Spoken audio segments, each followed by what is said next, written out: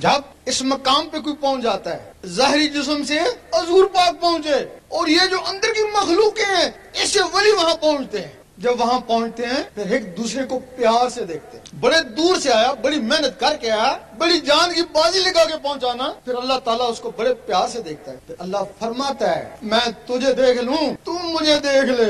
ایک دوسرے کو پیار سے دیکھتے ہیں. پھر وہ اللہ کا نقشہ اس کی آنکھوں میں آتا ہے، آنکھوں سے اس کے دل میں جاتا ہے. جب دل میں چلا جاتا ہے پھر اللہ تعالیٰ فرماتا ہے اب تو نیچے چلا جا، اب جو تجھے دیکھ لے وہ مجھے دیکھ لے.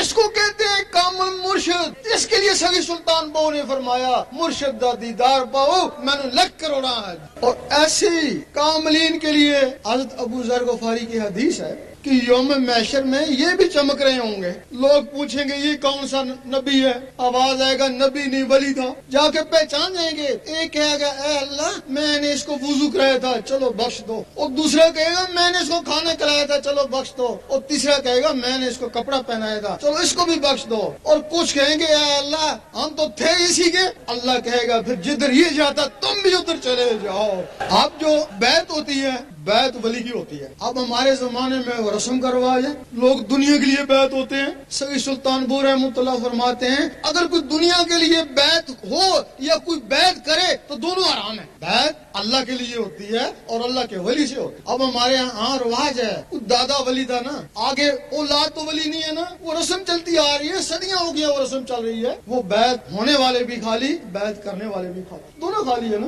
بیعت صرف ولی کی ہوتی ہے. اگر ولی نہیں ہے تو بیعت کرتا ہے. بیعت کا کیسے خراب ہوا؟ وہ گدی نشین سجادہ نشین بیعت کرنا شروع کر دی. اصلیت نہ اس کو پتا نہ بیعت ہونے والوں کو پتا. پھر ہمارے عالموں نے دیکھا کہ یہ جو گدی نشین ہے اندر سے تو خالی ہیں، ان کے پاس علم بھی نہیں ہے. اگر یہ بیعت کر سکتے ہیں تو ہم بیعت نہیں کر سکتے، ہمارے پاس تو علم ہے. انہوں نے بیعت کرنا شروع کر دی. پھر ہمارے مفتیوں نے دیکھا کہ یہ جو عالم ہے ہمارے شاگرد ہیں، اگر یہ بیعت کر سکتے ہیں تو ہم بیعت نہیں کر سکتے. اور پھر انہوں نے بیعت کرنا شروع کر دی. پھر وہ تعویذ لکھنے والوں نے دیکھا کہ ہمارے ذریعے تو لوگوں کو فیض ہو رہا ہے، اگر یہ لوگ بیعت کر سکتے ہیں تو ہم بیعت نہیں کر سکتے. پھر انہوں نے بھی بیعت کرنا شروع کر دی. اس طریقے سے یہ سلسلہ خراب ہو گیا.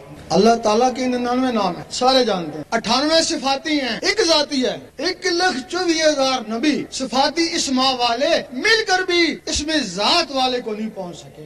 یہ اگر اس میں ذات ملا تو حضور پاک کو ملا، حضور پاک کا تو فیض اس امت کو ملا. باقی نبی صفاتی اسماء کا ذکر کرتے ہیں. موسیٰ علیہ السلام یا رحمانوں کا، عیسیٰ علیہ السلام یا قدوسوں کا، سلیمان علیہ السلام یا وہابوں کا، داؤد علیہ السلام یا ودودوں کا. اور باقی نبی اپنے اول العزم مرسل کا کلمہ پڑھتے ہیں. ایک دن موسیٰ علیہ السلام نے کہا اے اللہ دیدار دے. جواب آیا تاب نہیں ہے. کہنے لگے کسی میں تاب ہوگی. جواب آیا ایک میرا حبیب اور اس کی امت. موسیٰ علیہ السلام کو جلال آ گیا، میں نبی ہو کے امتی کی برابر نہیں، جلوہ دے دیکھی جائے گی. جلوہ پڑا، موسیٰ علیہ السلام بیہوش ہو. اب کیا وجہ ہے کہ موسیٰ علیہ السلام اس دنیا میں کوتور میں بیہوش ہوئے اور حضور پاک سامنے جا کے مسکرا رہے ہیں. موسیٰ علیہ السلام کے جسم میں یا رحمانوں کا صفاتی نور تھا، وہ ذات کی تاب نہ لا سکے. حضور پاک کے جسم مبارک میں اس میں ذات کا ذاتی نور تھا، ذات کے سامنے مسکرائے. اور حضور پاک کے تو فعل وہ اسم اس امت کو ملا، تب اس کو فضیلت ہو گئی.